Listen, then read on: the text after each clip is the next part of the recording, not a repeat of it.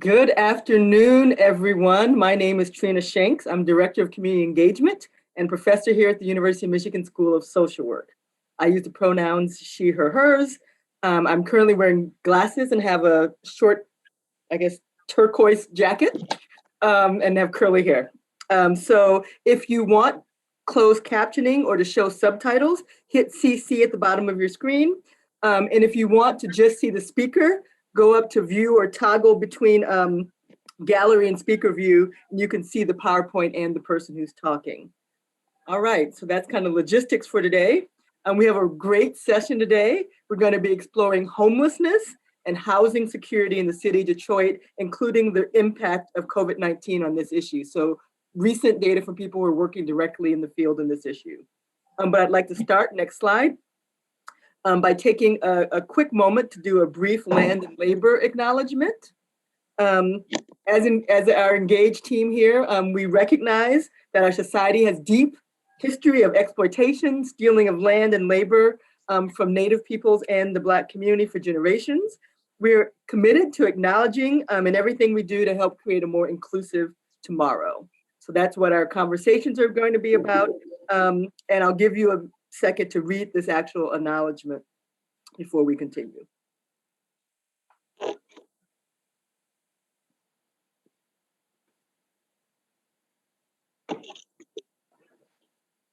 Thank you. Next slide. I'd like to now introduce the engaged team, the wonderful people I get to work with on a daily basis. So Sonia Harb, Aisha Ghazi, Edwin, Fatima Salman, Blake Newman, and Cleo, who they're both our interns, our social work field interns for the semester. And if you want to look at any past session that we have, this is our website, and I think they'll also put it in the chat. But at this moment, I'm going to hand it off to Aisha, and she will continue to moderate our session. Welcome, everyone. Good afternoon. Thank you so much for joining us. My name is Aisha Ghazi Edwin, and I use the pronouns she, her, and hers. I am a person with short Black hair, wearing a Black dress, and I'll be facilitating this session. So as a reminder, students of the Engaged Community mini course and to our panelists, please stay on for a few minutes after the session ends. And to all participants, this is meant to be an interactive session. So please feel free to type any questions you may have in the chat. We'll unmute you and give you the opportunity to ask the question directly. So as Dr. Shanks described, this is a special session exploring homelessness and housing insecurity in Detroit, how COVID-19 has exacerbated this issue, and the people who've dedicated their work to combating this issue on the ground. We have some amazing guests joining us today, so please join us in welcoming Tonya Walker, Mobility Coach of Creating Opportunities to Succeed, or COTS, Amber Elliott, Project Manager and Community Improvement Advisor for Built for Zero Nationals, Courtney Smith, Executive Director of Detroit Phoenix Center, and Candice Morgan, Systems Transformation Advisor of Detroit's Built for Zero Community Solutions. So I want to now give each of you just a few minutes to introduce yourself. If you could also state your preferred pronouns and identifiers, that's to help make the session more accessible for people with disabilities and for everyone. And then also, I want to give you each maybe about 2 minutes to talk about your organization. I know some of you guys added slides, and while you're talking, I can go through those slides. So, Tonya, why don't we go ahead and get started with you first? Okay. Hello, everyone. My name is Tonya Walker. You can feel free to address me as just Tonya. I go by she, her, and hers. I have a medium hair, Black and gray mix, and I have on like a light blue with flower blazer today. And the organization that I work at is called COTS, which we are going by creating opportunities to succeed now, but we also still refer to it as COTS.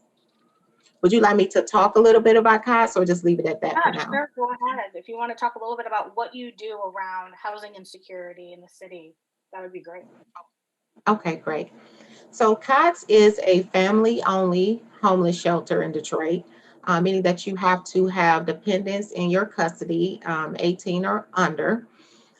Some people think that COTS is only single mothers, but actually that's not true. We take any family composition, although we are mostly single mothers. But you could be a father with children, you could be a couple with children, and that can be opposite sex, same sex. You can be married, you can just be in a partnership. We also sometimes have multi-family generations. It may be a grandmother, a mother, and the child.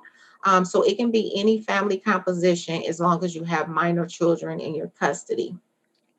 Our shelter is a little bit different than most shelters in Detroit. Most shelters have a 90-day time limit. At COTS, we do not. One of the reasons is because it's harder to house families than singles. And the other reason, which is really more important, is because of our mission and our leadership that wants to hold on and help to secure that family as long as we can, and work as hard as we can to move them from the shelter into stable housing and not just into another shelter where they continue this cycle of homelessness. In addition, at COTS, in January 2015, when we became a family-only shelter, we also started our Passport to Self-Sufficiency platform. We don't call it a program, we call it our theory of change. And with that comes coaching, which is where my role is. So we have mobility coaches who work with the families to help them not just get housing, but to go further. What we saw with the history of our organization and others is that just because they left and went into housing did not mean that they were out of poverty. And it also didn't mean that they held on to that housing. They oftentimes would cycle back through the shelter system. So with coaching, we actually have a more personal relationship, and we help them to set goals around their education, employment, career, entrepreneurship, health and well-being, managing their finances, things like that, so that we can hopefully interrupt that cycle and help them to become truly self-sufficient. So we have been doing that since 2015. I can tell you we've had some successes. It's still a long journey. It is not a perfect thing. We haven't had necessarily very high numbers that have been able to step from poverty to independence.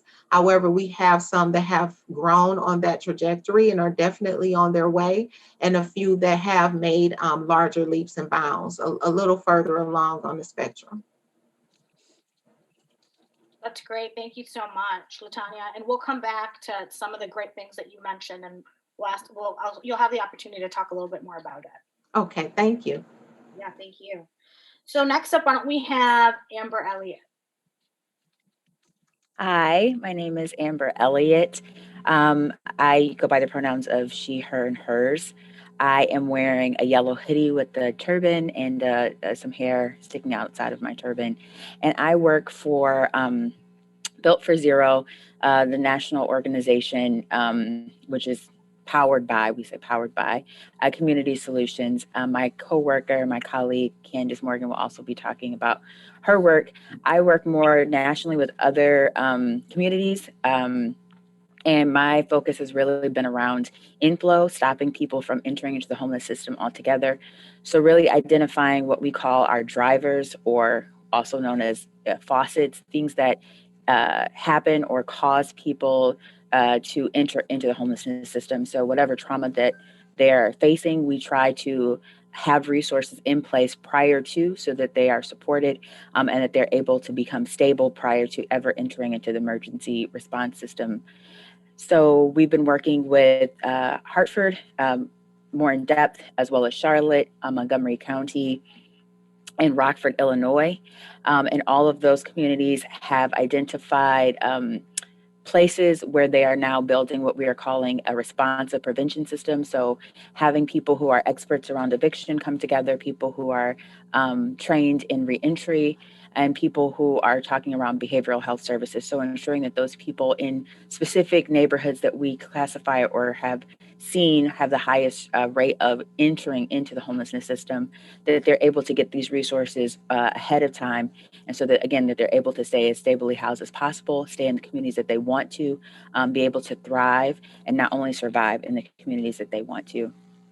And that's been my work for the past 2.5 years. Prior to that, I did some work specifically just in Hartford with Built for Zero, just to build up a neighborhood. And that just led me into this work of really trying to ensure that people don't enter into the homelessness system altogether.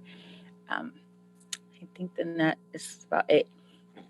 I hope you guys also get to see the slides. There's a video that talks more about the work that we do and how we do the work. And I think we'll be able to talk about that later as well.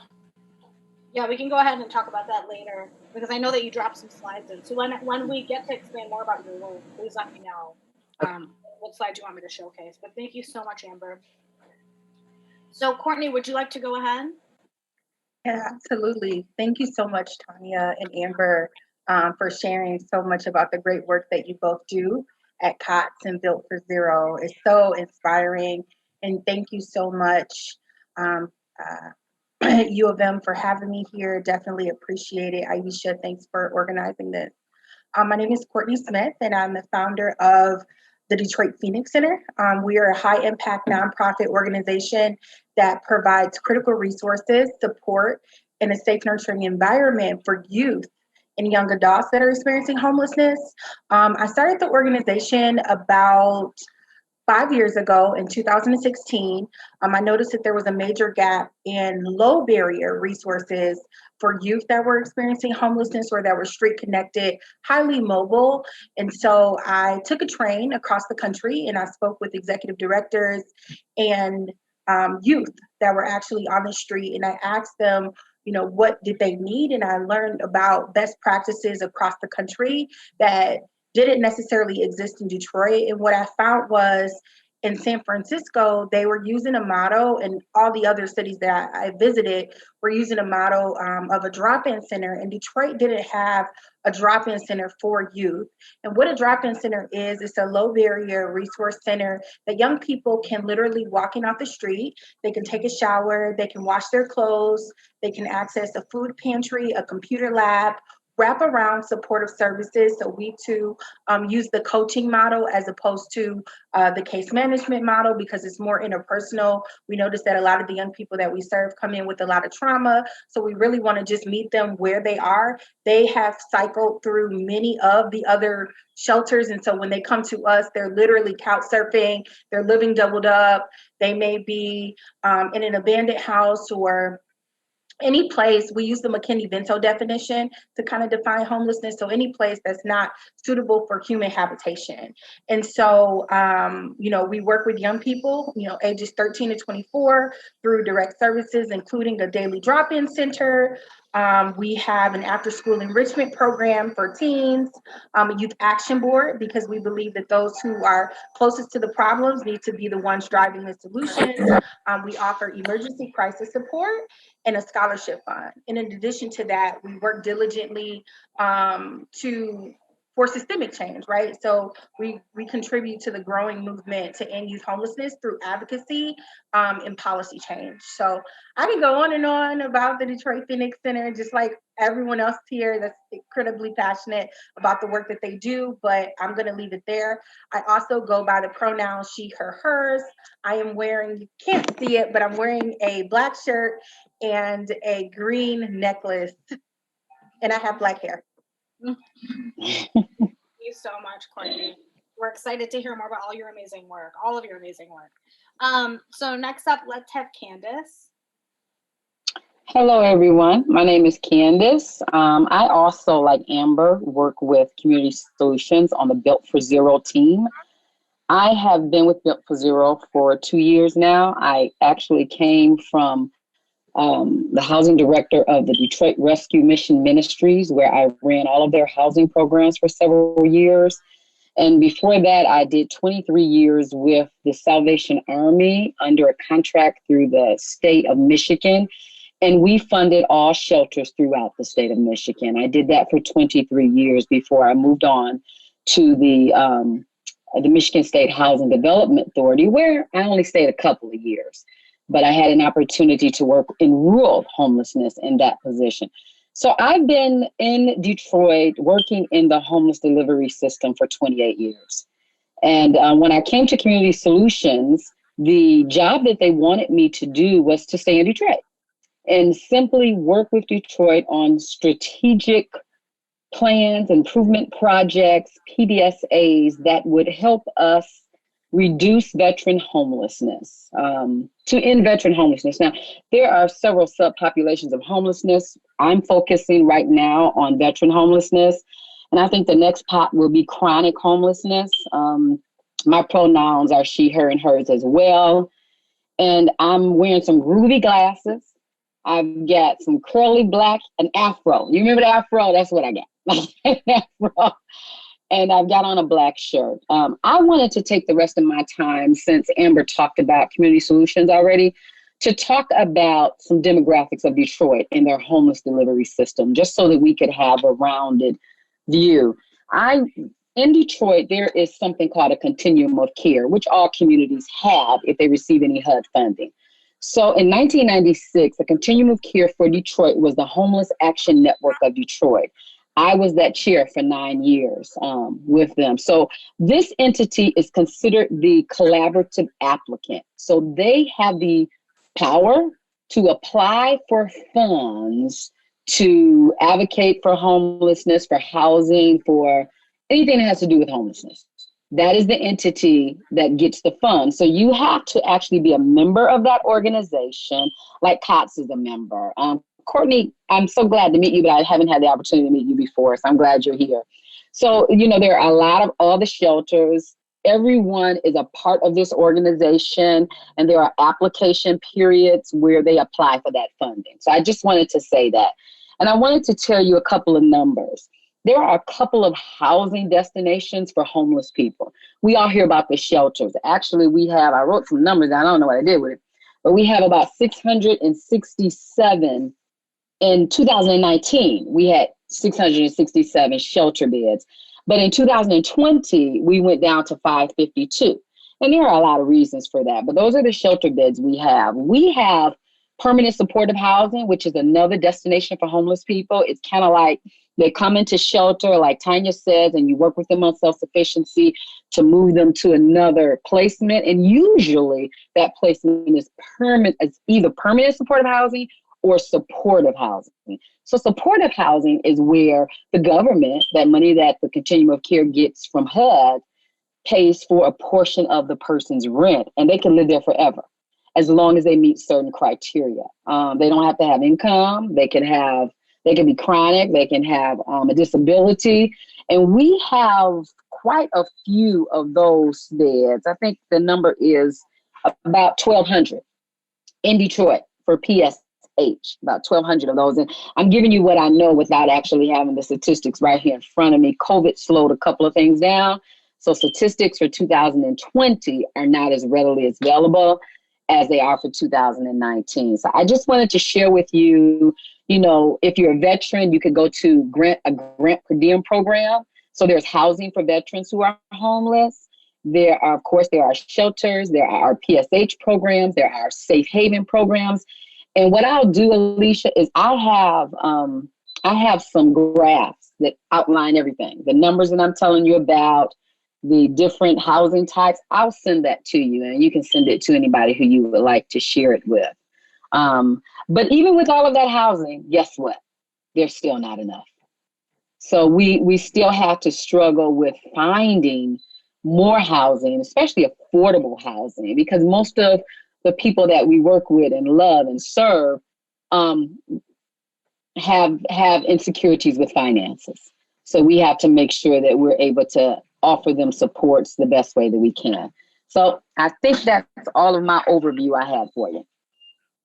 Thank you so much, Candice. That's amazing. And thank you for giving us some context and giving us some numbers. Mm-hmm. So I'm going to get into just some general questions, which are similar to the questions that I put on the slide for all of you. So all of you have talked a little bit about the drivers and the causes of housing insecurity, and a little bit about the populations that you see primarily affected. So this is a question for each of you. Like, what do you feel are some of the drivers and the causes? And who do you see as populations that are primarily affected by housing insecurity? So I could speak a little to that to start off.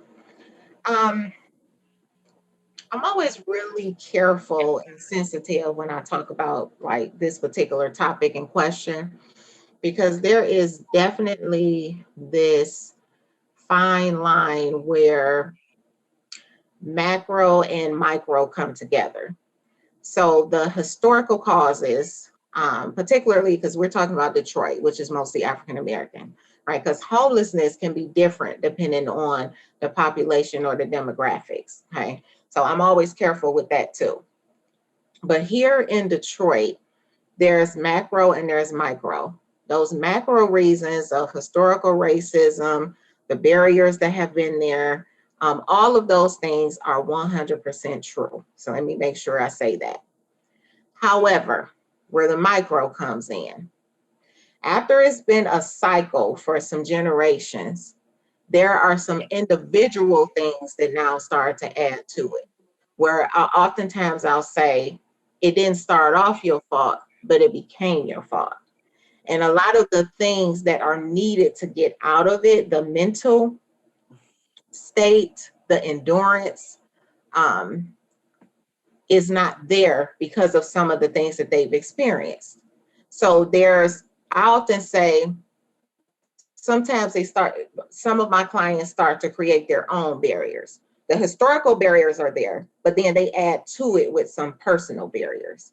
And what causes that? A lot of that goes to trauma. So that's one of the things that has been like the buzzword in our field for some years now. Trauma, childhood trauma. And the ACEs is one thing a lot of trainings and talk about this, the adverse childhood experience, call it ACEs for short.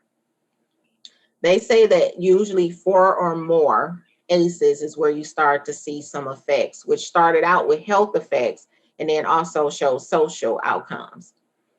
Most of the clients I work with who come through our agency are teens, which on the charts is like Off the chart. Off the charts, right? So these things that have happened to them, that now you got the historical part, now you have the individual part, this childhood trauma, the instability, which meant a lot of times a lack of development. So you know how just in general, not just in social work, just in general, people like to help children. I always say because they're sweet and innocent, they're cute, they smell like milk. Once you get past a certain age, I always say no, people don't care about you no more because they feel like you're an adult now, you should be responsible, you should know. And I usually try to tell them, my average client, 20, 30, 40, 50 years old, mind of a 12-year-old. So it's really still a child now in an adult body. And a lot of that is the effects on their brain that has happened because of childhood trauma. There's really physiological effects that have happened. A lack of development, even if it's not a true learning disability, it's still just a lack of certain executive function skills.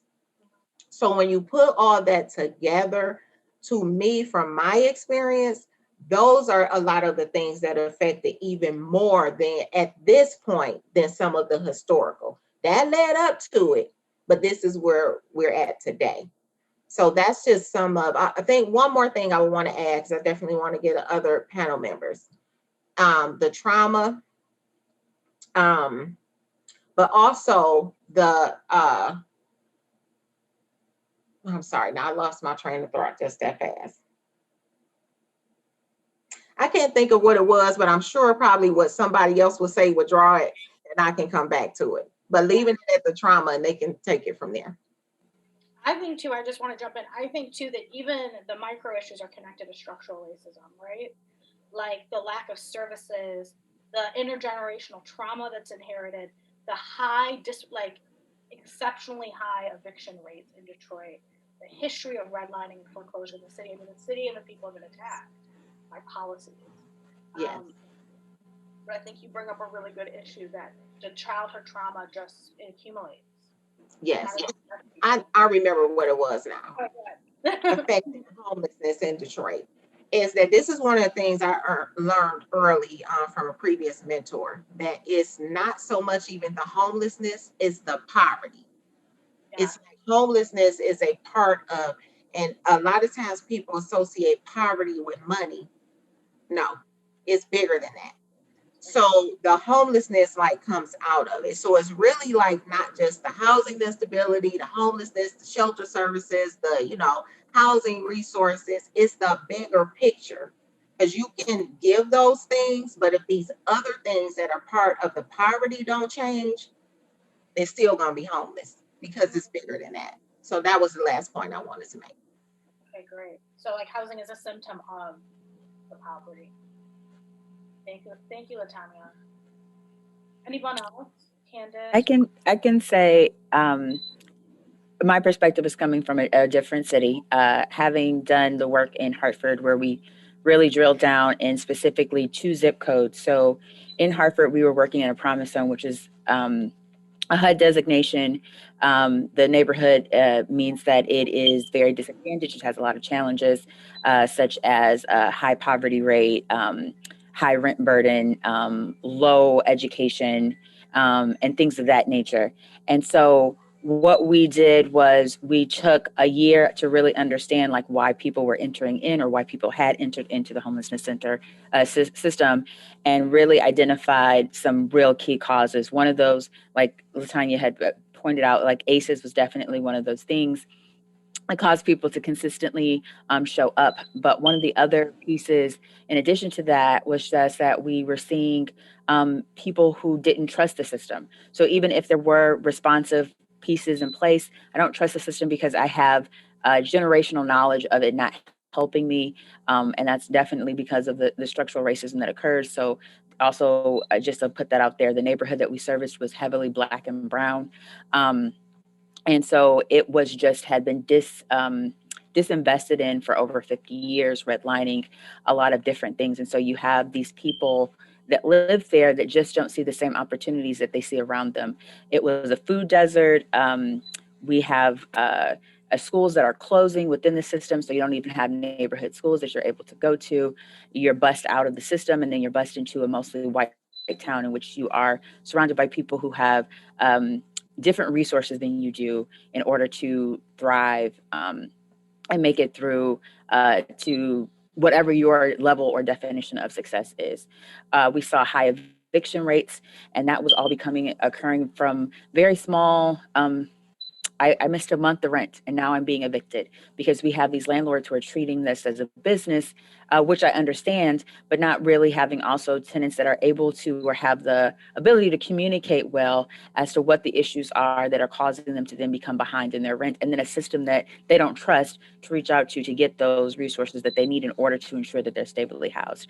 We also had a Department of Correction system who was just allowing people, or not allowing people, discharging people without ever thinking about where they're going to. And so then you have more people being burdened upon a system that is now not readily resourced in order to provide for them. And then you also had just the distrust of behavioral health services. So like we said, those people who have those childhood traumas that really do need those services where they're really talking to people, it is now stigmatized for me to talk to someone. Those is high barriers to access it if it is available, and then it's not readily known even if it is in my system, what's happening.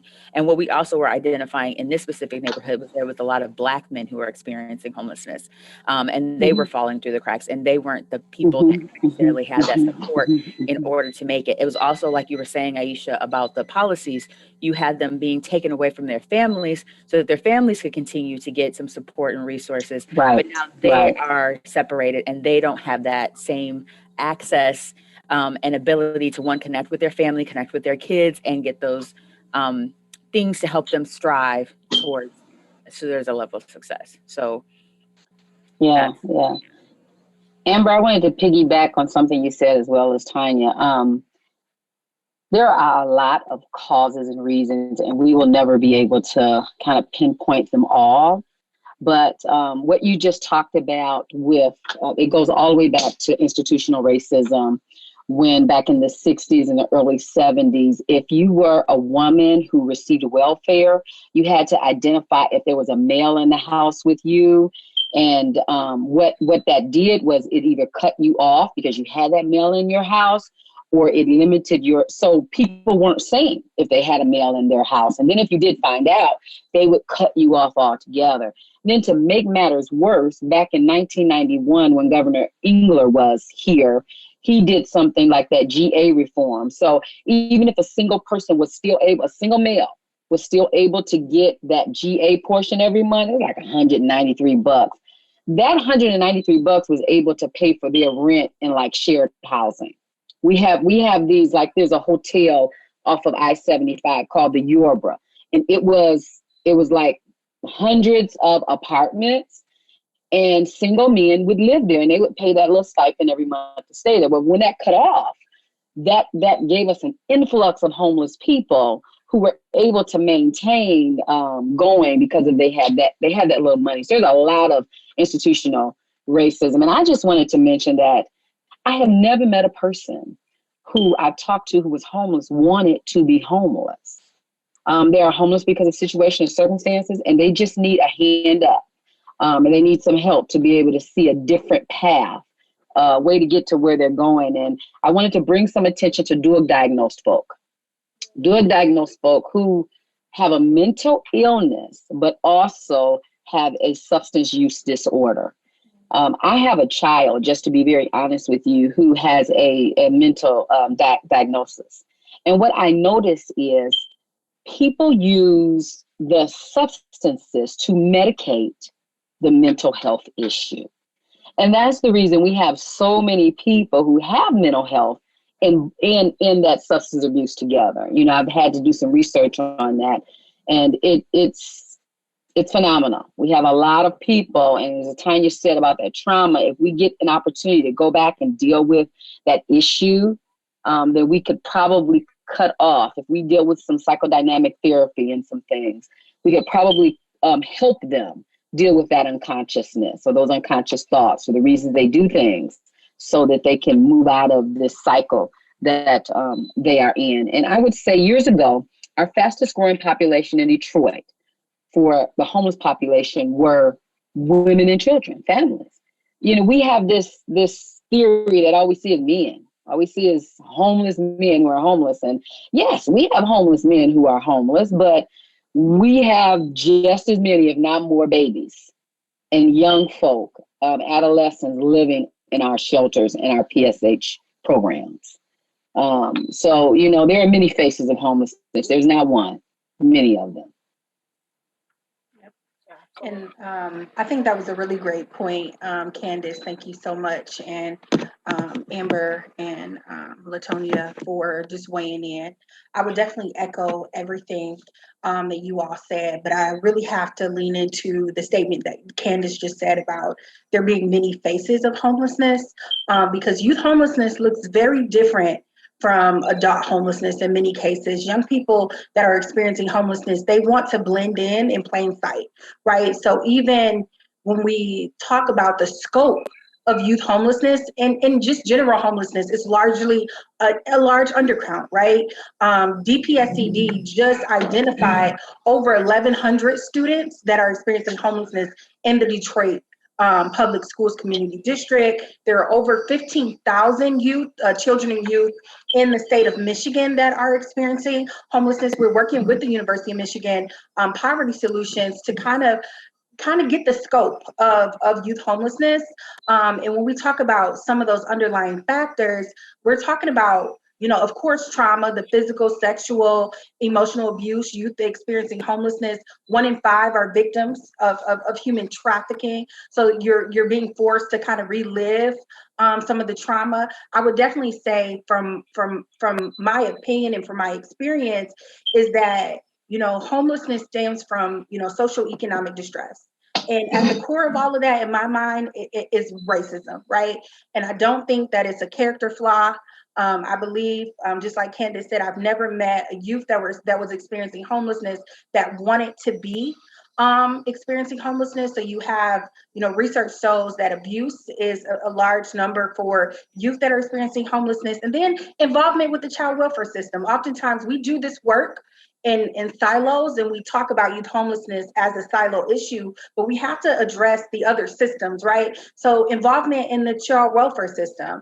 There is definitely a relationship between youth who are experiencing homelessness and their previous involvement in that system, right? So though involvement in the child welfare system, it doesn't necessarily cause homelessness, but the systems, it doesn't necessarily prevent it either. And a lot of the times across the many systems, when a young person age out of the foster care system or the child welfare system, they may not have anywhere to go after that. And that is, a direct pipeline to experiencing homelessness. I would say discrimination, right? When young people experience discrimination, a lot of times criminalizing, right? If a young person is, hanging out, loitering at a Starbucks, then they're going, and someone calls the police, like they're being criminalized, for their experience. And that can also be an underlying, perpetuator, because then they get, involvement in the juvenile justice system, which we all know how hard it is to come and get employment and different opportunities.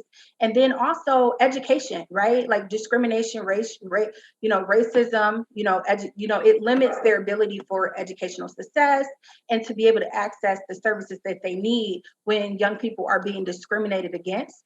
Another piece that I believe is the underlying cause, and of course, we can't pinpoint everything, right? It's so cyclic that there's so many different causes and so many layers, but research also consistently shows that homophobia, young people that are experiencing homelessness, is about 30% of youth, who identify with the LGBTQ++ community, which suggests that, homophobia is also one of a perpetuator of homelessness. But at the core of all of this, I do believe that it's poverty, which poverty stems from racism. Even some of that micro things that we talk about, a lot of that stems from a bigger social economic challenge.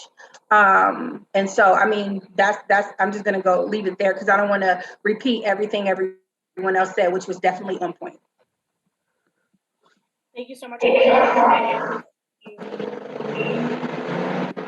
Because I mean, research shows, data shows that they're all connected. All of these issues are connected. So we have a great question in the chat, and it helps us segue, because I wanted to talk about what programs and initiatives is your organization working or doing that is working. So Hannah, I'm gonna unmute you and give you an opportunity to ask this question. Thank you, Aisha. My name is Hannah. I use she, her pronouns. I am a white woman with shoulder-length brown hair, and I'm wearing a pinkish tank top today. But my question was just, I know we've talked about this a little bit tangentially already in regards to systemic racism and also trauma. And we know that incarceration is a traumatic experience for a lot of people, but I would love to hear more specifically if any of your organizations are working specifically with formerly incarcerated individuals, and or just more of your thoughts around kind of like the revolving door of the criminalization of homelessness and then formerly incarcerated individuals having a harder time finding housing like after they're reentering into society. So I can say in Hartford, we have, we created this, what we call it, this Hartford Zero Inflow project. So our goal is by the end of 2024, beginning of 2025, that no one from these two zip codes, this 06112 and 06120, are entering into homelessness. And one of the drivers that we said we had found were people who were exiting the criminal justice system or interacting with the criminal justice system. So we are also including court support services, which means you're on probation, your parole, or pretrial services. And you're now also entering into the homelessness system. And so we have created what we're calling these expert tables. So we have an expert table of reentry experts. So these are people from the Department of Corrections, from court support services, people from the courts, in addition to providers who have this, who are trying to wrap around services for people who are exiting the system and ensuring that they are stably housed, as well as policy advisors too, from the state of Connecticut, who are now creating and thinking and listening to these experts of like how they can ensure that when people exit that they're safely and stably housed and don't have recidivism.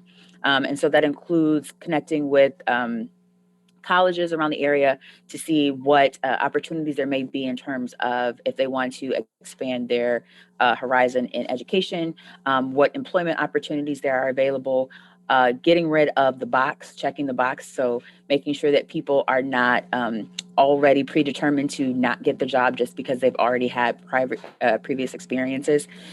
Putting money also into pilot programs and then scaling them up around housing people. So we have court support services now in the city of Hartford specifically, ensuring that when people enter into their system, so if you're in pretrial services and you're identified to be homeless, or you're on probation, you're identified as homeless, or even going on parole, that you are now then put into a hotel until they find you a permanent house, permanent place to live. And then they're also then providing you financial assistance along with counseling to identify what areas they can now support you on, so that when you do come back before whatever court system that you have to, that you have that support behind you and that you don't feel that you are in this alone, as well as trying to understand how to reconnect them with any family members that they can have, so that they can have that also that familiar support, as well as then identifying what were their triggers beforehand and taking them out of where they are, because a lot of people don't want to go back into the communities that they came from, because then that would just be a re-trigger for whatever trauma that they've already experienced, or getting them back into a system and processes that they don't want to be any more connected with. In terms of the Department of Correction, also doing the same thing. So when people are end of sentence, meaning they're no longer having to do pretrial, or not pretrial, parole or probation, that they are now being put into a hotel, and so they're also identified to have permanent housing. So to ensure that they're not just being dropped off, because that was the old process of just dropping them off on a corner, giving them, maybe a bus token or a bus ticket and, wishing them well. Now really trying to then couple them up with those resources that are really readily available. They just didn't know how to connect into the system. So we're trying to create these prevention tables specifically for that community, and then hopefully scaling it up for more communities within Connecticut, so that those people understand who they're dealing with and really having that nuanced touch with the people that they're seeing, and not necessarily just treating them all as either one thing or another. And really also having what we call people with lived expertise coming to the table to tell those same people what they need. So the table is not just, when we consider experts, I just want to put that out there, that we're also considering people with lived expertise coming and saying what's bothering them, what they've had to deal with, what has been very detrimental for them as well. Thank you, Amber. On mute. Hannah, I just wanted to add something to that. In the city of Detroit, there are programs funded directly through the Michigan Department of Corrections. So they do recognize that they need places for some people to go when they come out, but you have to qualify. They're like reentry programs. That's what they call them, prisoner reentry programs. So while you're in prison, you don't have any place to go. You say, hey, I don't have any place to go. And they, hook you up with one of these community. But let me say, there's not enough of them. It's only a handful. And, we have a lot of people re-entering our system coming from being incarcerated. So I think I would say, from my knowledge, the hardest thing to do is to house a person with a CSC, criminal sexual conduct. Because there are, laws that prevent you from housing a person with that destination in a neighborhood that's 1,000 feet away from a school, a daycare. It just goes on and on. This goes on and on. So we do have people that we have to work extremely hard for to find places for them to be, because there are even laws that prevent us from actually helping people. And needless to say, most of our shelters are where? They're in 1,000 feet from neighborhoods and schools and places where children are. So that is an obstacle that we have. But we have great diversion projects here through the courts, where instead of sending someone to prison, they'll send you to a program. They'll mandate you into a program and say, hey, you got to stay here for a year and work with these caseworkers and these counselors, and not not go back on your parole, and then we'll talk to you again. So there are programs in place, but it is very hard, especially when you're dealing with permanent housing, because landlords can decide who they want to house to and who they don't. And they do frown upon certain offenses. And, you know, just to jump in real quick, that's actually a problem we're having in Ann Arbor right now. And we are working on, this is the Human Rights Commission in Ann Arbor is working on an ordinance to ban landlords from discriminating against potential applicants who have prior criminal histories, because we're seeing these people just not be able to get housing. Actually, Hannah Lefton was involved in a class project that helped to really inform that ordinance. So it's a problem that's happening, and landlords just really discriminate, and it's horrible. LaTonya, do you want to add anything to that? So, no, that's not really a population that we work with a lot at COTS. Sometimes we do have some people who come in who may have a felony or a misdemeanor, but that's not the majority of the population we work with. That really isn't a barrier for them. I will say their lives have been affected by incarceration, because a lot of times they're intimate partners or a parent, or, you know, people they're close to in the community have been incarcerated and face those barriers, but that's not something that we work with a lot with our families. Okay, thanks for sharing that. And I do want to uplift some comments in the chat. I think it was Megan Day and Blake. Megan, you talked about, actually, you know what, let me unmute you and you can share a little bit about that. Yeah, so I was just thinking about, like, along the lines of incarceration and homelessness, policies that don't allow people with felonies to live in low income housing. We've already been talking about checking the box, but also kind of, I mean, it is related, but not so directly, policies that terminate public health benefits upon incarceration. So you get out, you don't have the food stamps you just had, you don't have Medicaid, you don't have any of that when you get out of jail or prison. So yeah, that, I feel like that just really goes along with all of this of, I mean, it's really just retroactive. Like, we're taking away resources and services from people who need them the most. So yeah. I was going to say, thank you so much, Megan, for uplifting that and for everyone's comments. I think a lot of times we focus on, you know, which is important. You know, we lean into some of the government supported programs, the government supported resources that are available to the community, because we do, you know, have a responsibility, you know, to care for our communities. But I think that for an organization like Detroit Phoenix Center, which is a younger organization that can lean into more the grassroots approach to bridging some of those gaps with, you know, food, bridging some of those gaps in advocacy, bridging some of those gaps in connections to education, because we are in employment, because we are doing the boots on the ground, we can reach and connect with different resources that other, like the larger government entities may not, or some of the organizations that are federally funded, they sometimes get disconnected from just the community because we may not be elevating the voices of those with the lived experiences and providing opportunities and platforms for them to lead. So I would definitely say at the Detroit Phoenix Center, one of the things that I could say is we do serve a large population of young people who have touched the criminal justice system or have been incarcerated. And some of that is from the macro, you know, some of our macro challenges in terms of like the policies of like the youth being incorrigible, or the truancy policies that are a direct result of sometimes being highly mobile, and just looking at some of those policies that we put in at the school level, which may directly be a pipeline to prison. Also, from a very practical level, I just want to share a story.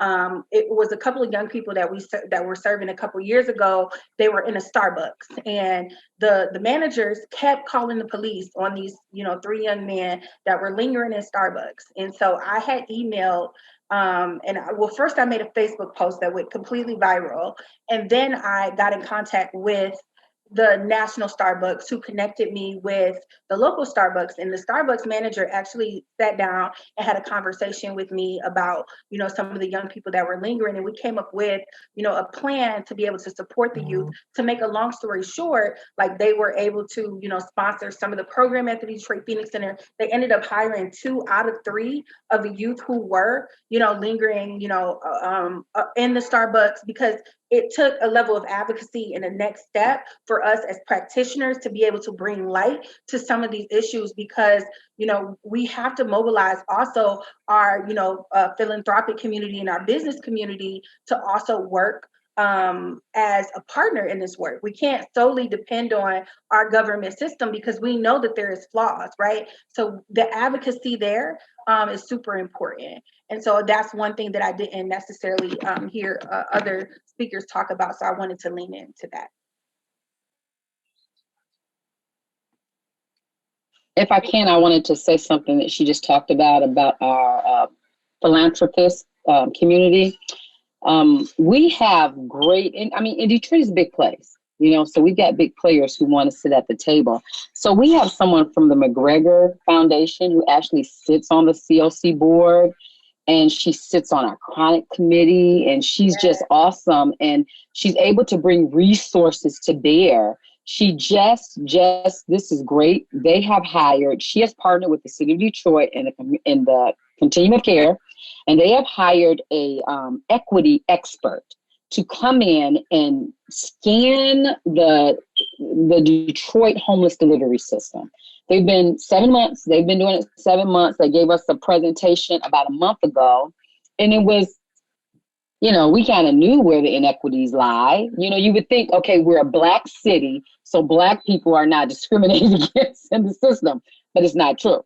Some people discriminate, it's innate. It's what they've learned. It's what they grew up with. So now that those places, those points of intersectionality, those intersections have been identified, now they're going to work with the community to create a roadmap to solve for all of those inequities that were identified. And all this is being done on the dollar of the McGregor Foundation.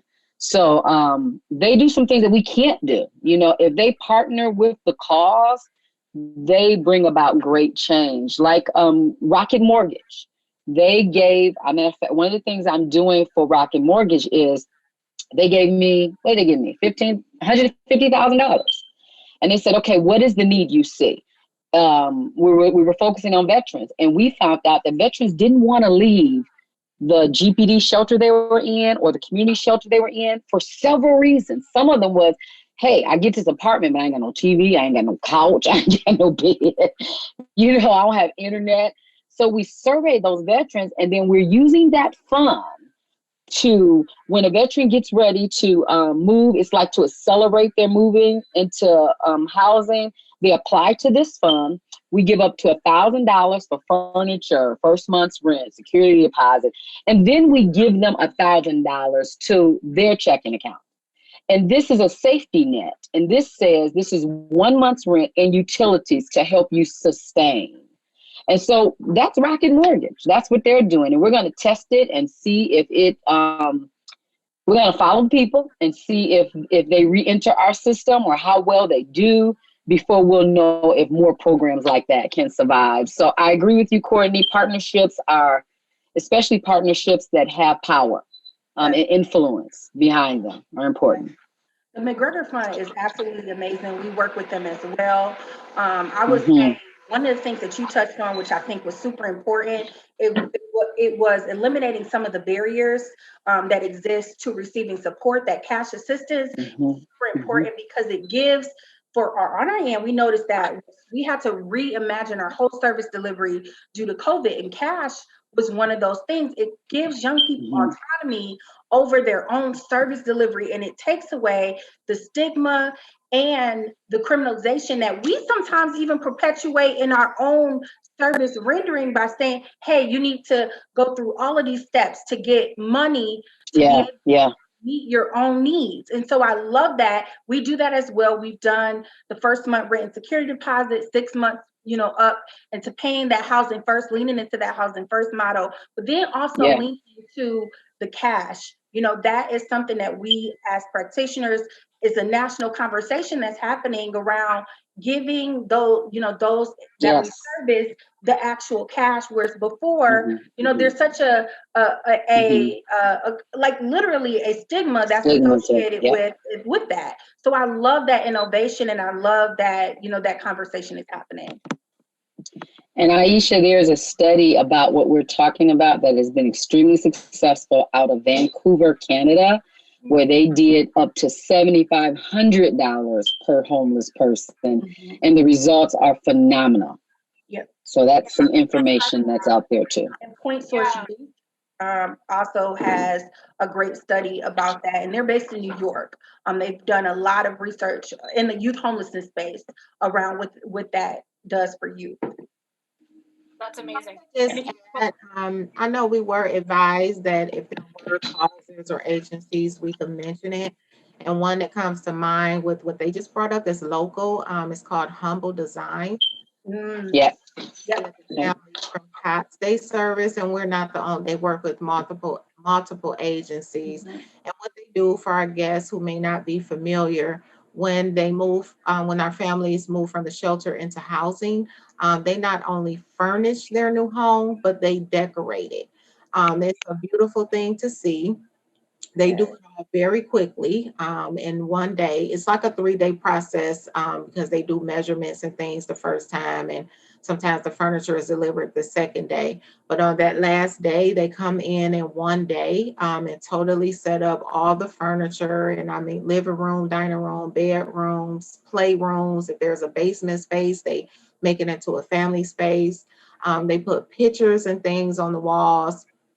They try to use colors and decorations for the children that have been pre-identified as their favorites, you know, characters and colors and things like that. Often they'll do cute little things like leave surprises in the drawers so that later they open it and there's like a cute note or, you know, a couple of clothing items, or in the kitchen cabinets. Sometimes they'll have warm cookies on the counter, just little small things like that to make it a home. And the family, when they come in and see everything at that set time, it's always a big emotional, you know, thing. So any of the guests, you can go on their website. I'm sure if you just Google Humble Design, they'll come up. I don't know their website offhand. It might even be humbledesign.org. But they are a wonderful agency for anyone who would like to support them financially or furniture donations, because that's where they get the furniture from, is people donating. So if you're moving and you're getting new furniture, you can give your old furniture to them, things like that. So I just wanted to give them that credit publicly and let guests know that's someone they could support. That's amazing. And I wanted to uplift a comment in the chat about, you know, the 2 studies that were mentioned, both by Courtney and Candice. If you guys could send them, because we do send a list of resources out to all participants. So please send those to me and we will make sure to send those out. And there was another question here or comment here from Ty. Ty, if you want to unmute yourself and you can talk a little bit about what you put in the chat. Yeah, thank you, Aisha. I before coming to grad school, I'm a 20-month student here. I'm graduating this semester. I worked in homeless services and the continuum of care in Detroit. And one of my friends just started this startup called First Aid Kits. And it's really new, but she's had an overwhelmingly amount of support from community members donating essentially what Humble Designs does. And so she just got a warehouse, she just got a truck, and she just started a whole database for all of these donations. And so I just wanted to share it with you all. And she partners with the Empowerment Plan. Thanks, Ty. So I want to shift the conversation a little bit right now to COVID-19. You know, COVID-19 has resulted in mass evictions in Detroit. It's exacerbated the racial wealth gap. We're going to send some articles in the chat that are about how Detroit is being affected by the pandemic and housing is being affected by the pandemic in Detroit. I wanted to know if you all could talk a little bit about how you have seen COVID-19 impact this problem in the populations you work with, and relief you've gotten or relief you still need. So So I could speak to that. And again, I want to preface this. This is not everyone in the city or other agencies. This is only what I've observed with the families we work with. Mhm. We haven't had many families who have lost housing because of COVID-19. Um, Most of the families that we work with, when they leave the shelter and go into housing, they usually have some kind of subsidy, which is whether it's the permanent supportive housing that Candice mentioned, and CAS is also one of the agencies that we do have PSH units. We have 200 plus units in the community. Although just because you come through CAS doesn't mean you would be in our PSH. You could come from any, other agency. And other than PSH, most of our families also get the housing choice voucher, which is commonly known as Section 8. Or they might go into what's called project based subsidy. So it's similar to Section 8, except it's just that one, place. So most of our families, because they have some kind of subsidy, they really, we have a few who pay market rent or, independent housing, but the majority of them have a subsidy. So we haven't seen many of them that lost housing because of COVID. Am I aware that there are plenty of people who have experienced homelessness or part of it who are losing housing? Absolutely. That's why I want to be clear to say I'm not saying that, in general, people haven't. Just from the families we work with, we haven't seen that. But what I will see, one of the effects that we've seen is families who are currently in the shelter, even if they get a voucher, being able to find housing. Because the housing with, the evictions, there was a, pause on that. And so even people who, whether the eviction was right or wrong, have not been able to get evicted. A lot of landlords then are not collecting rents. They don't have empty units. So we've been seeing that effect, that they can't find housing. It's been, it was already difficult to find housing, by the way, but now it's even more difficult because it's all tied up in that. So they may actually have gotten a voucher, or rapid rehousing is another one that's usually an in-between before you get to Section 8. They may have where they can get rent covered for $1,000 or whatever, but they can't find actual housing. So that's a little bit more of the effects that we've seen. Now, on the other hand, I also wanted to know some of the benefits, financial benefits. I will say that I've seen a lot of our families receive when the two stimuluses that have been awarded. There was like extra for children. We tend to have families with bigger, you have to have children to come to COTS, so they all have children, and usually larger family sizes. So they've received, the stimulus. We have several clients who have received the unemployment benefits. And this is another place. I'm always let people know I'm a straight shooter, pow, pow. I'm on both sides, okay? Who have received unemployment, who wasn't even working. So I have definitely seen that cycle of that. Whatever you want to take with that, do with it. I'm just telling you. And then also some of the extra benefits, like there was an agency that was giving out like $500. It was called FII. So a lot of our families received that, extra food benefits, things like that. So I'm just letting you know, for the population I work with, there's actually been a surge of more benefits, not less. But I'm very aware there's people who have not received anything or received less. So that's interesting, Latanya, because you talked about how the moratoriums on evictions are kind of now showing a problem of there's a lack of accessible housing, affordable housing that accepts vouchers. There's people who get housing that can't get in it. Does anyone else on the panel want to answer? I can give a perspective from another city. What we are seeing in Hartford. So when we were talking about the drivers to Inflow or Inflow into homelessness, and one of those things being eviction, the moratorium, yes, it stopped evictions, but not all evictions. We had you have landlords who have very sophisticated attorneys who can go through all the things that they can, and even if with the CDC moratorium in place, you have special cases when you have nuisances, and nuisances were also seen as you are late on your rent, even though there's a moratorium on rent. or being evicted. We also had issues where we already knew that we had a population who were doubling up.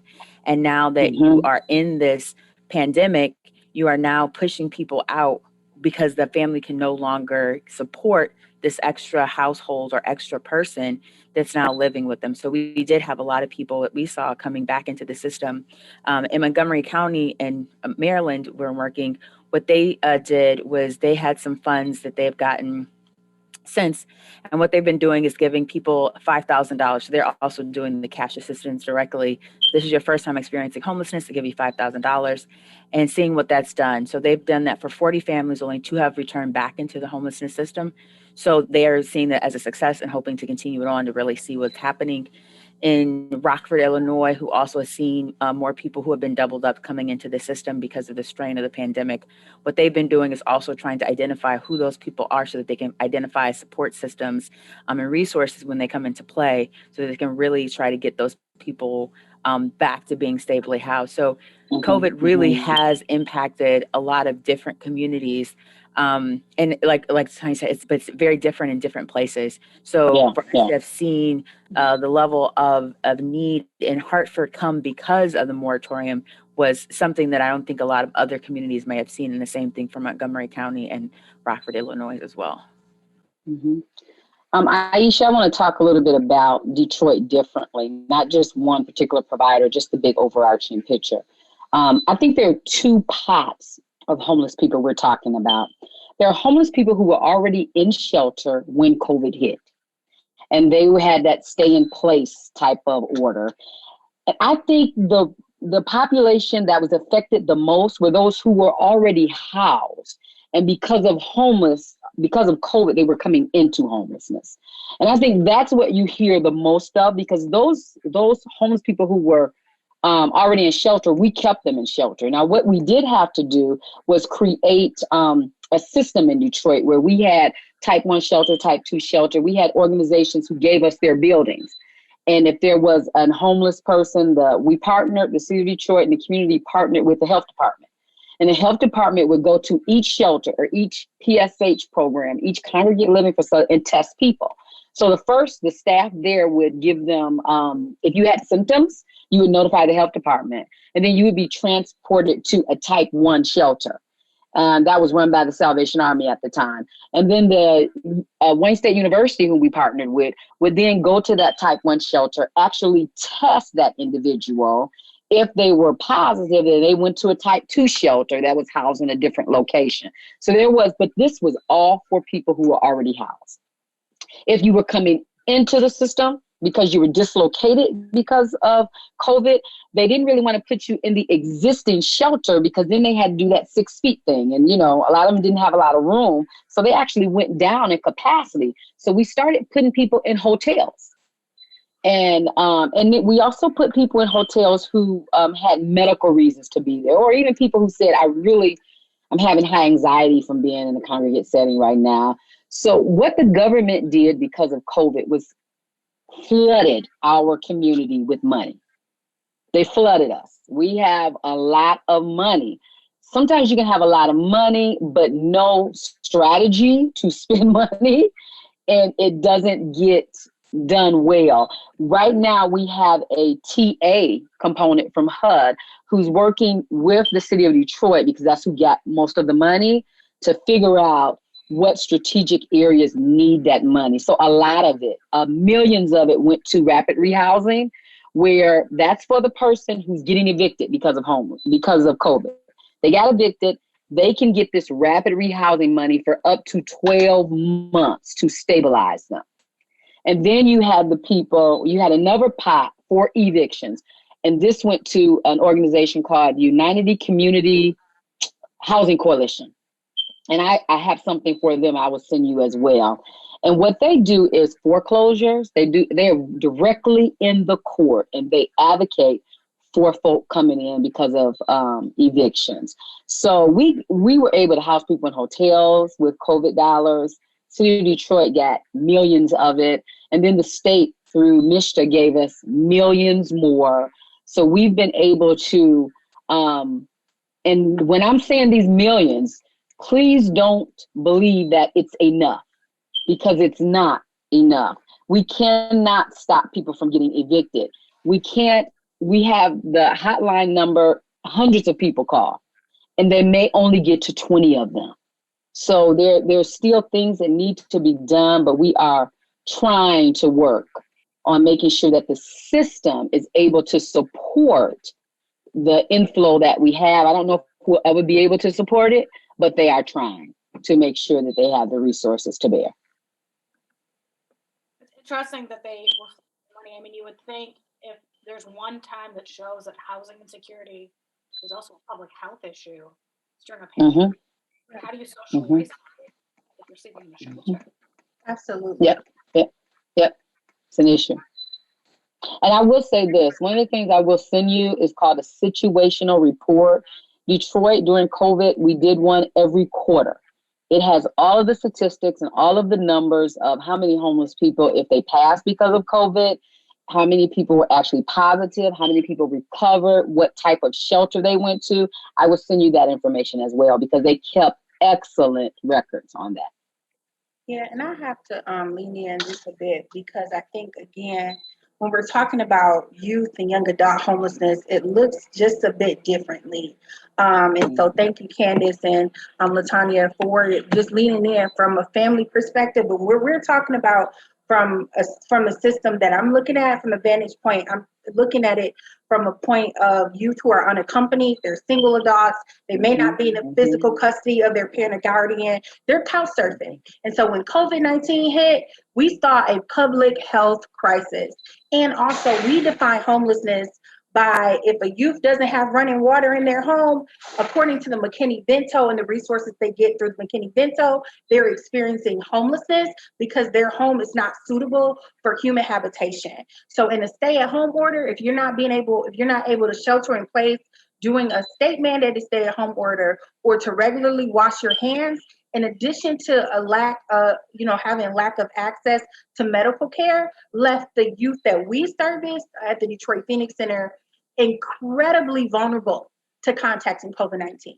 But what I will lean into is what Candice talked about, how the system came together to be able to support. So DPC, Detroit Phoenix Center, we're not federally funded from the standpoint of the homelessness system. We have gotten some COVID government dollars that have been unrestricted for us to be able to lean in to support our community. But even through that, the city of Detroit had nurses come to the Detroit Phoenix Center to check the temperature of those that we service, to be able to, we've gotten face masks and hand sanitizers on a weekly basis and gear for our team to be able to distribute, because we're out in the streets, right? We're going out in these streets to be able to do the work, because our young people, the youth that I'm talking about from this vantage point, they're not in a shelter because, in the shelter capacity, a lot of the shelters went to a 50% capacity, at least for the youth shelters, because of the contraction rate for young people were in that age range of 18 to 24, 13 to 25 was a bit higher. And so that was a challenge that we saw. We had to temporarily close our drop-in center, and that's a safe space for the youth to just like drop into. And so we had to go find where they were. So we had to pay for cell phones. We covered cell phone bills. We knew some of the youth that we serviced were in school, and this was before, we recognized that there was like a digital divide, right? We paid for laptop computers, internet. We had delivered food weekly. We found them on social media. We had to do all these innovative ways to connect with the youth. We turned our program completely virtual, went to Instagram, talked about how can you access, the COVID benefits if you don't have an address, right? We allowed the young people to use the address at the Detroit Phoenix Center to be able to get, the stimulus check. We had to get in contact with lawyers so they can do like different Zoominars and webinars to really educate those that we service on what these benefits were. And I have to lean into what LaTonya said about that unemployment, and it made us very nervous because all of a sudden, a lot of the youth we serve were getting these unemployment benefits. And honestly, we had a conversation with this about our team because now, the government's cracking down on that. So now you got, youth who are incredibly vulnerable, and then they see gateway to be able to get into into the system, and now they're potentially at a higher risk of a federal crime. Because that vulnerability, when you're vulnerable, it leaves that open door for things like that to happen. And so that was another piece, and I have to elevate that as well.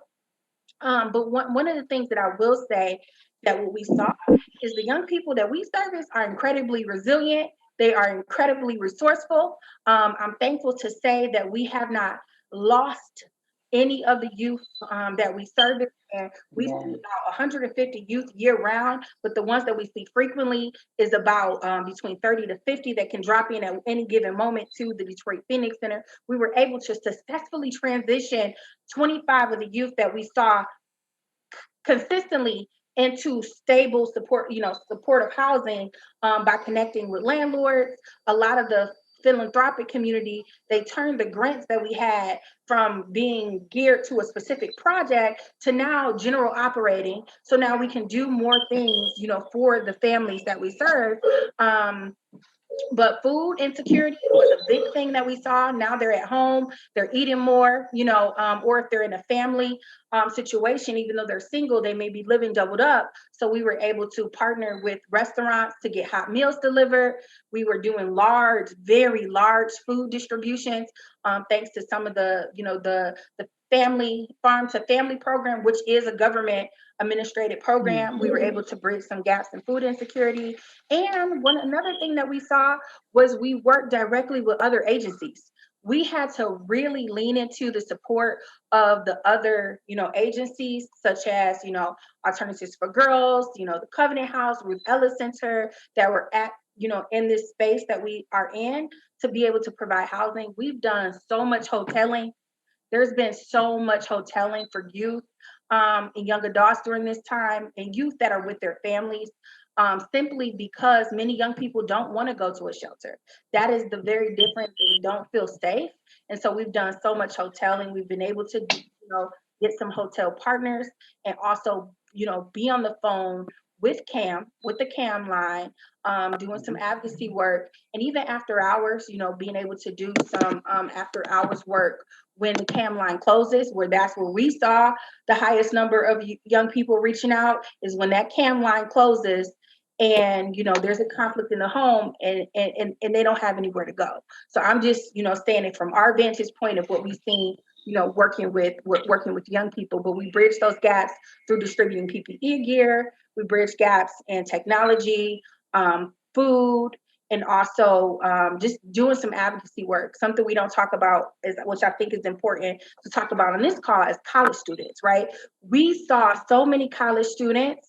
The CAM line is what Candice, I'll go back to that. What I was saying was the college students. We had students that were enrolled in school that when the dorms closed, they had to evacuate. There are over, according to FAFSA, there are over 58,000 students in college that experience homelessness. And so when those dorms closed, a lot of them didn't have anywhere to go. And so we did advocacy, contacting the universities, begging and pleading, allowing the youth, allowing the students to be able to stay on campus, or being able to put them in a hotel for as long as we possibly could. So that's another population that gets overlooked, is that college students experiencing homelessness. Dr. Trina Shanks, I want to ask if you want to go ahead and talk and ask a question.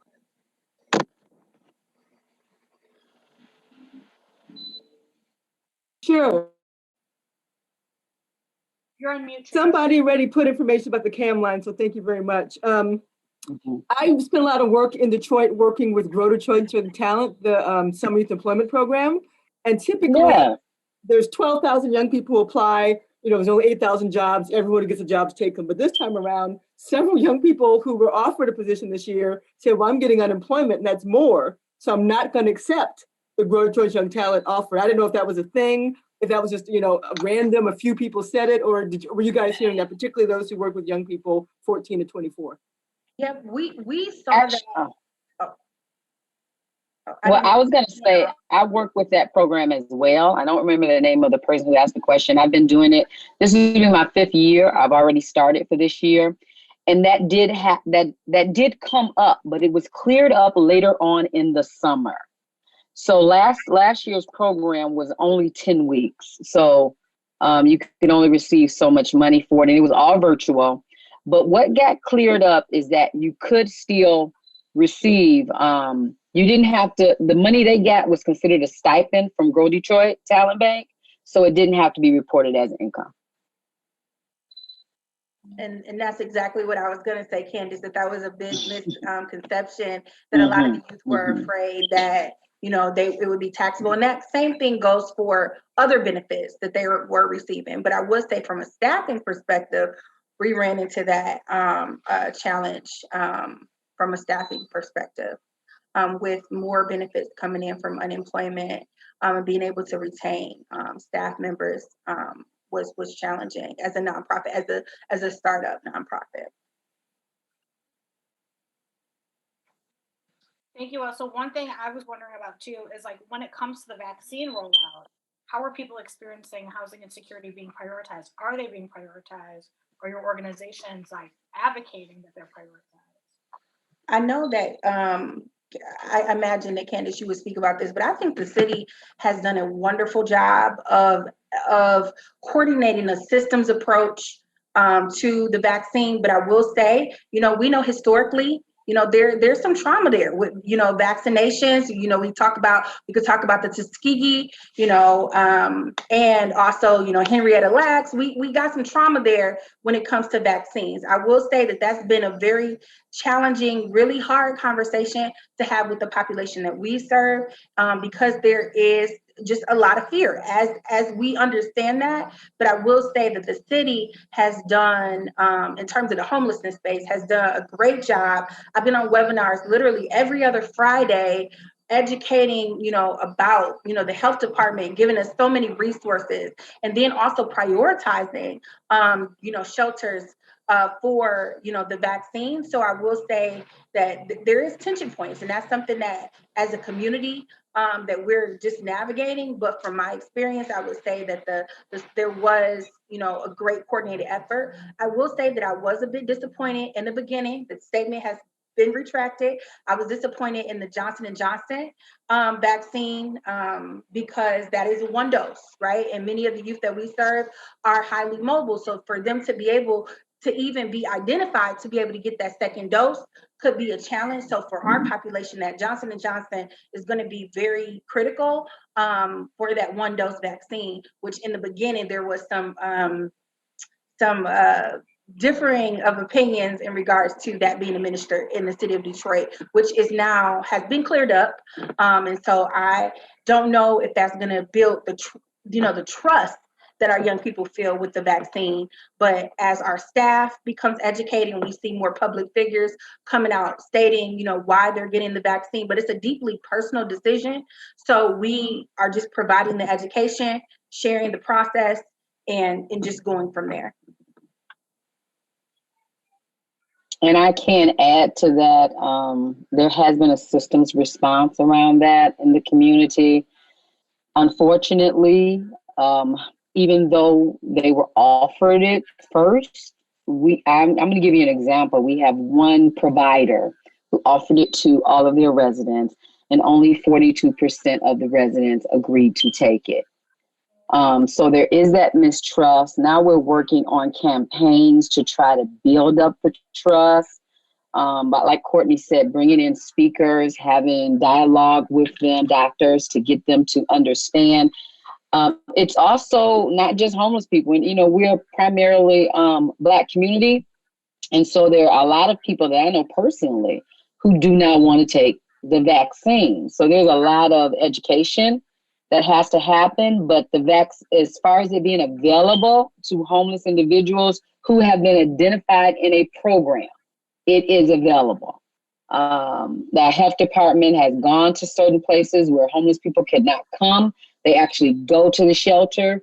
So they have made every allowance they can to do it, but we still do have a high population of homeless people who have not been vaccinated, but that is not because the vaccine has not been offered to them.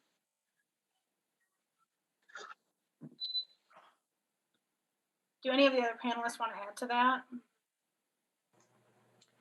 So the health department has been coming to COTS on a regular basis, a revolving basis, doing testing, and then once the vaccinations were available, offering vaccinations. I will say that similar to what Candice was saying, that we haven't had a high percentage that has taken advantage of it. We have had education sessions because, as everyone has said, the historical reasons. We've had some educational sessions, but unfortunately, it still hasn't been a high percentage just taking advantage of it. But I do appreciate that there have been the services offered in addition to the testing. I also will say with the testing, just over the course of this past year, we have not had any, not just at our shelter, but our PSH housing and also our coaching. We offer long term. So we don't just coach. Matter of fact, we do more coaching once the ladies leave the shelter. So with the families we work with, we haven't actually had any ones who were became deathly ill, which is a good thing. So I wanted to share that. There was one point in the shelter when the testing, we had some positive cases, and at one point it was even a lot of positive cases. But the good thing about that, none of them became deathly ill either. So they did have to leave and be quarantined, and then they, are able to come back after they test positive. So just wanted to share a little bit about that of what we've seen over the past year. Well, we are about at time, and I'm sure that we could go on for hours because you guys all do phenomenal work and are amazing. So I want to thank you so much for being just with us today. Why don't we go to some closing remarks? And I want specifically, if your organization is advocating for or against certain policies, we didn't really get to talk about that. Please do mention them. Also, I know that you all put in some slides in the PowerPoint about your organization. We'll make sure to send them out to all the participants. So yeah, any closing thoughts, issues you're advocating for, against? How can we help? So I think one of the things that we're doing in Community Solutions is really trying to change systems nationally. And one of those ways really is around how communities are funded to end homelessness.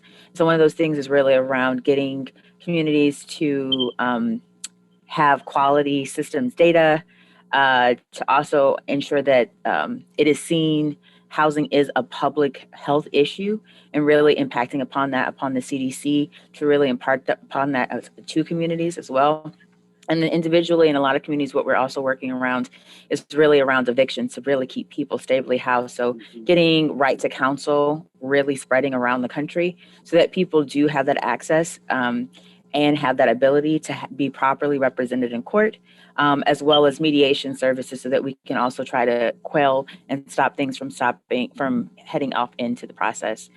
So, I mean, I can send some more stuff, but any kind of, we will have a lot of probably sign-ons and would love to send it out to your team and U of M in general, just to get some more support around those kind of things.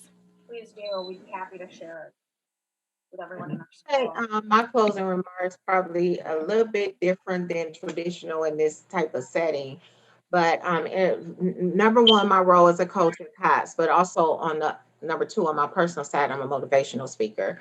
So my closing is more about, I want to use the word hope. Because at the end of the day, I don't care what barriers, I don't care what the situation, I'm always going to let anyone that I'm working with, and my purpose is with women, that there's always hope and that you can make it. So that's why there's always the fine line. I'm going to acknowledge the barriers. I'm going to acknowledge the history. I'm going to acknowledge all of that. I'm aware of it personally, professionally, educational, all of that. But I also believe in the power of the individual, your purpose, finding out who you are, being driven. And I always want to leave people with hope. I never like to leave with a darkness of how bad it is. I promote hope in that you can make it. That's inspiring and important. Thank you, Latanya. Mm-hmm, mm-hmm. Thank you. I think. Go ahead, Candice. We keep bumping heads. I think for me, working with the homeless population, I think our focus right now is going to be on housing homeless folk. So we're going to be advocating for affordable housing. We're going to be advocating for affordable rents. We're going to be advocating for more HCV vouchers and more HUD-VASH vouchers in our community so that we can house people.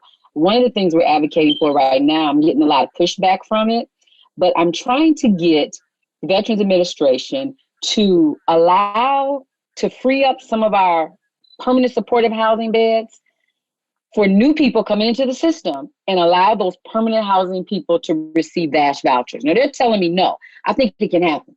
So we're going to keep pushing them to make that happen because we need more space and we have to be innovative in doing that.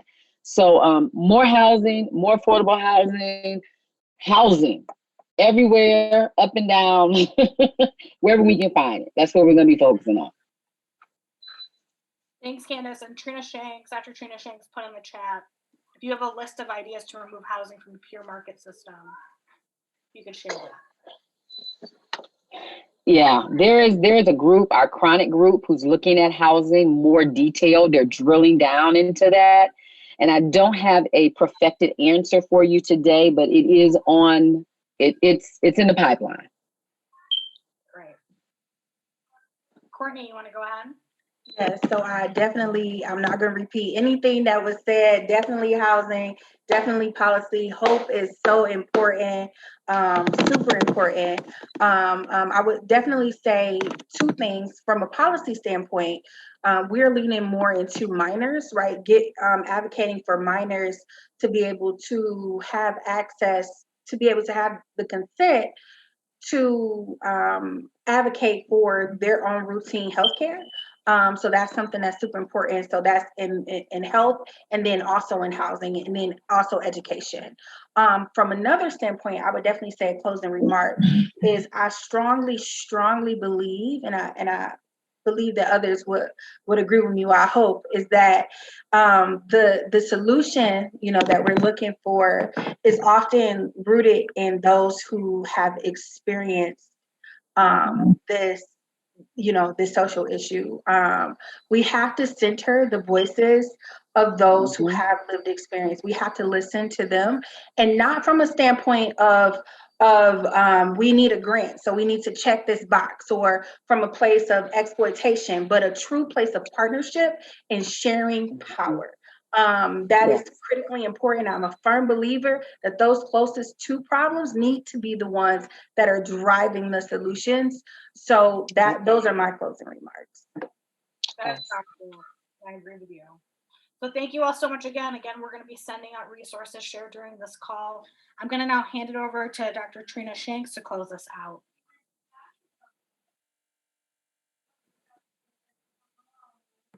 Thank you, Aisha. Thank you to all of our wonderful guests. That was such a great conversation. I learned so much. I'd like to just send out a reminder that our next session is going to be on April 1st, so a week from today, on the topic of immigrants in Michigan, the untold story. So please, if you can make it, and I think a link is going to be put in the chat for that, for the RSVP. If you want to see any of our past sessions, you can go to our website for that, and I think the link is going to be put in the chat. And as a reminder, for all the students and panelists, you stay on the line after the session ends for a continued conversation. For those of us who aren't students or panelists, we can sign off. So thanks, everybody, and I'm looking forward to the next conversation. Thanks all. Bye-bye. Thank you.